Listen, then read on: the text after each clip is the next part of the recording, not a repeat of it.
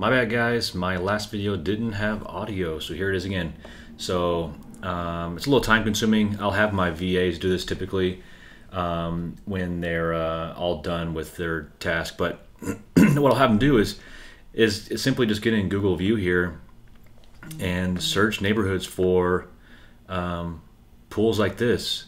And to me, this is a motivator and shows signs of financial issues or even just laziness. But either way, it could be a motivator. You can see they have an old roof, and if they really can't afford the 50 to 100 bucks a month to maintain a pool, there might be other situations or other things that are a burden to them as well. So look, we got an empty pool there.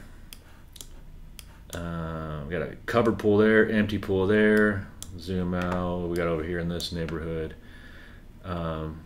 And once you start doing it, you're like, man, there's a lot of pools. So here's another one. I mean, it's really unreal how many people have these green pools. And so what also, there's another one. I mean, so what's that, 6 in the past 30 seconds? What it also tells me, aside from them having issues affording things like that, is there could be, along with the laziness, that maybe they're not maintaining their yard.